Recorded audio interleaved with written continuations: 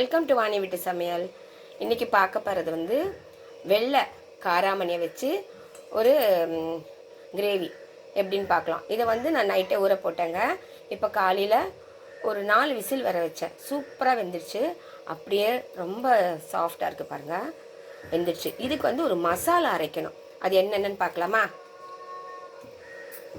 இப்போ பாருங்கள் ஃப்ரெண்ட்ஸ், இதுக்கு அரைக்கிறதுக்கு வந்து தக்காளி, பெரிய தக்காளியோ 2 தக்காளி எடுத்திருக்கேன். அதில் கொஞ்சமாக உப்பு வச்சுக்கிட்டேன். இது இஞ்சி பூண்டு விழுது. நீங்கள் தனியாக இஞ்சி பூண்டு கூட வைக்கலாங்க. மிளகாய்த்தூள், மஞ்சள் தூள், கரம் மசாலா, இது வந்து ஆம்ச்சூர் பவுடர், இது வந்து தனியாத்தூள். இது எல்லாமே சேர்த்து நைஸாக அரைச்சிக்கலாம். இது வந்து தனியாக கெசகெசாக முந்திரி ஊற போட்டிருக்கேன். இதை வந்து தனியாக அரைக்கணும். அதாவது சுடு தண்ணியில் போட்டு ஊற வச்சுருக்கேன். சீக்கிரமாக ஊறிடும், சாஃப்டாக இருக்கும் அரைச்சா. அதனால் இதில் நீங்கள் என்ன பண்ணுறீங்கன்னா, தண்ணி இல்லாமல் வடிச்சிட்டு மிக்சி ஜாரில் போட்டு கொஞ்சமாக தயிர் போட்டு அரைச்சிடுங்க. ரொம்ப சூப்பராக பேஸ்ட் வந்து க்ரீமியாக இருக்கும். ஓகேங்களா? அரைச்சிட்டு அதுக்கப்புறமா என்ன பண்ணுறதுன்னு பார்க்கலாம். நான் இந்த மசாலாவையும் அரைச்சிட்டு வந்துடுறேன். இப்போ பாருங்கள் ஃப்ரெண்ட்ஸ், மசாலாலாம் அரைச்சி வச்சுட்டேன். இப்போ ஒரு கடாயில் கொஞ்சமாக எண்ணெய், நெய் 2 சேர்த்துருக்கேன். இதுக்கு வந்து கடுகு தாளிச்சிக்கலாம். அப்படியே கொஞ்சமாக ஜீரகம் தாளிச்சிக்கலாம். இவ்வளோ தான். இது தாளித்தாலே போதும், வேறு எதுவும் வேண்டாம். ஏன்னா நம்ம கரம் மசாலாலாம் சேர்த்துருக்கோம் ஏற்கனவே. அந்த காராமணியில் அவ்வளோ மசாலா சேர்த்தா கொஞ்சம் ரொம்ப ஸ்மெல் அதிகமாக இருக்கும். அதனால் இந்த ஃப்ளேவர் போதும். ஓகேங்களா? இது வெடிக்கட்டும். இப்போ பாருங்கள், கொஞ்சம் பெருங்காயத்தூளும் சேர்த்துக்கிறேன். இது காராமணின்றதுனால கொஞ்சம் பெருங்காயம் அதிகமாக சேர்த்துக்கிறேன். ஒரு 2 வெங்காயம் மெலிசாக அரிஞ்சிருக்கேன். வாசனைக்காக ஒரு 4 பச்சை மிளகா, கருவேப்பிலை, இதையும் தாளிச்சிக்கலாம்.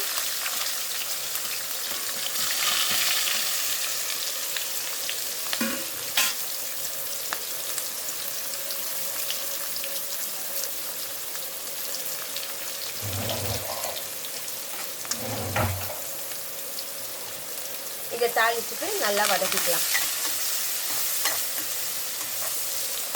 நல்லா ப்ரௌன் கலராக வதங்கணும். இப்போ பாருங்கள், நல்லா வதங்க ஆரம்பிச்சிருச்சு பச்சை மிளகாவும் வெங்காயமும். இப்போ இந்த ஸ்டேஜில் நம்ம வந்து அரைச்ச விழுதை சேர்த்துக்கணும். அதாவது தக்காளியோட மசாலாலாம் சேர்த்து அரைச்சோம் இல்லையா, இந்த விழுதை சேர்த்துக்கலாம். அப்போ தான் பச்சை வாசனை நல்லா போயிடும். கொஞ்சம் தண்ணி சேர்த்து கலந்து ஊற்றிக்கிறேன். இப்போ பாருங்கள், காராமணி வேக வச்ச தண்ணி தான் சேர்த்துருக்கேன் நான். அதை வேஸ்ட் பண்ண வேணாங்க, சேர்த்துக்கலாம். ஓகேங்களா? இப்போ பாருங்கள், இது நல்லா கொதிக்கணும். இந்த பச்சை வாடை போகிற வரைக்கும் நல்லா கொதிக்கணும். கொதித்த பிறகு தான் நம்ம காராமணி சேர்க்கணும். அதுக்கப்புறமா அந்த முந்திரி பேஸ்ட் இருக்கு இல்லையா, அதை சேர்த்துக்கணும். சேர்த்துட்டு கொத்தமல்லி தூவி இறக்கிட்டிங்கன்னா சூப்பரான வெள்ளை காராமணி கிரேவி ரெடி ஆகிடும். ஓகேங்களா? இது வந்து சப்பாத்திக்கும் தொட்டுக்கலாம், ரைஸ் வெரைட்டிக்கும் தொட்டுக்கலாம். ரொம்ப அருமையாக இருக்கும், ரொம்ப நல்லாயிருக்கும், டேஸ்ட்டாக இருக்கும். ஓகேங்களா? நல்லா கொதித்து பச்சை வாடை போகட்டும், பார்க்கலாம். இப்போ பாருங்கள், நல்லா கொதித்து அந்த பச்சை வாடை போயிடுச்சு. காராமணி சேர்த்துக்கலாம். நம்மளுக்கு எந்த அளவுக்கு தேவையோ அந்த அளவுக்கு சேர்த்துக்கோங்க.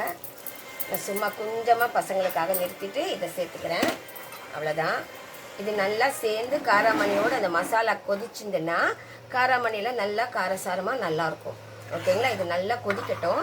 அதுக்கப்புறமா நம்ம கடைசியாக அரைச்ச விழுதை சேர்த்துக்கலாம். அதாவது முந்திரி விழுது. ஓகேங்களா? முந்திரி கெசகெசா தயிர் போட்டு அரைச்சோம் இல்லையா, அதை சேர்த்துக்கலாம். இது நல்லா கொதிக்கட்டும். இப்போ பாருங்கள், நல்லா கொதிக்க ஆரம்பிச்சிடுச்சு. காராமணி போட்ட பிறகு நம்ம இந்த பேஸ்ட்டு சேர்த்துக்கலாம். இதையும் சேர்த்து நல்லா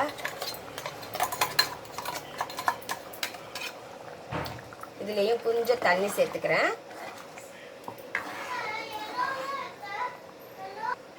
இப்போ பாருங்கள், சூப்பராக கிரேவி ரெடி ஆகிடுச்சுங்க. இவ்வளோ நல்லா இருக்குது பாருங்கள். இப்போ வந்து கொஞ்சமாக இது கிரேவின்றதுனால நான் வந்து வெந்தயக்கீரை, அதாவது மேத்தி இருக்கு இல்லையா, ட்ரை மேத்தி, அதை வந்து கொஞ்சம் அப்படி நான் சிக்கி சேர்த்துக்கிறேங்க. டேஸ்ட்டு நல்லாயிருக்கும், வாசனை ரொம்ப நல்லாயிருக்கும். உப்பு பார்த்து சேர்த்துக்கோங்க. நான் கொஞ்சம் காராமணியிலும் சேர்த்துருந்தேன், மசாலா அரைக்கும் போது சேர்த்துருந்தேன். போதுன்றதுனால நான் சேர்க்கலை. உப்பு பார்த்து தேவைப்பட்டால் சேர்த்துக்கலாம், அப்படி இல்லைன்னா கரெக்டாக இருக்கும். இவ்வளோதாங்க. அரைச்சிட்டு கொதிச்சிச்சு. இப்போ வந்து சிம்மில் வச்சுட்டு கொத்தமல்லி ஃபுல்லாக போட்டுக்கலாம். எவ்வளோ கொத்தமல்லி வேணுமோ அந்த அளவுக்கு சேர்த்துக்கோங்க. சேர்த்துட்டு ஆஃப் பண்ணிவிட்டு அப்படியே மூடி வச்சுடுங்க. ஒரு 5 நிமிஷம் அப்படியே செட் ஆகிடும். இந்த மாதிரி செஞ்சு பாருங்கள், அந்த கிரேவி ரொம்ப சூப்பராக இருக்கும். இன்றைக்கி நான் வந்து பிளெயின் பிரிஞ்சி செஞ்சுருக்கேன். அதுக்கு சூட்டபிளாக இருக்குன்றதுனால தான் இந்த மாதிரி வச்சேன். நைட்டுக்கு நம்ம சப்பாத்தி செஞ்சுக்கலாம். ரொம்ப நல்லாயிருக்கும் இந்த மசாலா. ஸ்டவ் ஆஃப் பண்ணிடுறேன். இப்போ பாருங்கள், சூப்பரான கிரேவி ரெடி ஆகிடுச்சுங்க. ரொம்ப அருமையாக இருக்குது. உப்பு காரம் கரெக்டாக இருக்குங்க. இதே மாதிரி செஞ்சு பாருங்கள். உங்களுக்கு ரைஸ் வெரைட்டிக்கும் நல்லாயிருக்கும், சப்பாத்தி பூரிக்கும் ரொம்ப நல்லாயிருக்கும். கண்டிப்பாக ட்ரை பண்ணுங்கள். அருமையான வெள்ளை காராமணி கிரேவி ரெடி. ஓகே, அடுத்த வீடியோவில் சந்திக்கலாம். பாய். ரைஸ் செஞ்சேன்னு சொன்னீங்களா, காமிக்கிறேன்.